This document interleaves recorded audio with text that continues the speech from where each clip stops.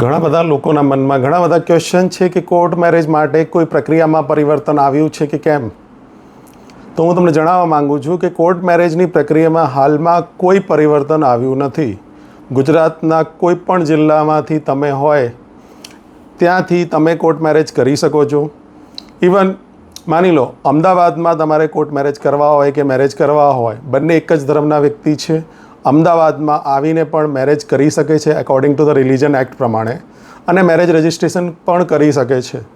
હાલમાં એવો કોઈ નવો અપડેટ નથી કે માતા પિતાની સહેમતિની જરૂરત છે અને જરૂરત હોવી ફરજિયાત છે. હાલમાં એવો કોઈ કાયદો આવ્યો નથી અને ભારતનું કોન્સ્ટિટ્યુશન, ભારતનું સંવિધાન, બંને વ્યક્તિ જો લીગલી એજ હોય, એમની છોકરો 21 વર્ષ કરતાં ઉપર હોય અને છોકરી 18 કરતાં ઉપર હોય તો એમની સ્વતંત્ર રીતે લગ્ન કરવા સક્ષમ છે.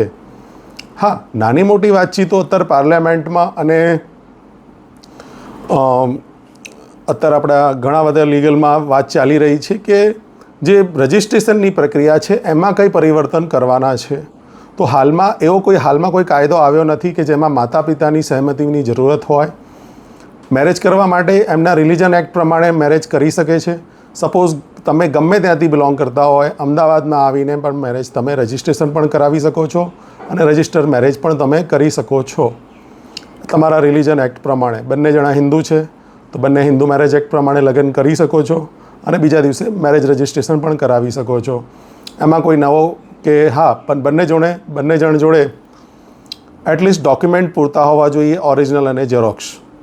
જો ડોક્યુમેન્ટ નહીં હોય, લીગલ એજ નહીં હોય તો તમે મેરેજ કરવા માટે સક્ષમ નથી અને મેરેજ કરી શકતા નથી. આ સિવાય તમારા મનમાં કોઈ ક્વેશ્ચન હોય તો મને કોલ કરી શકો છો. ધન્યવાદ.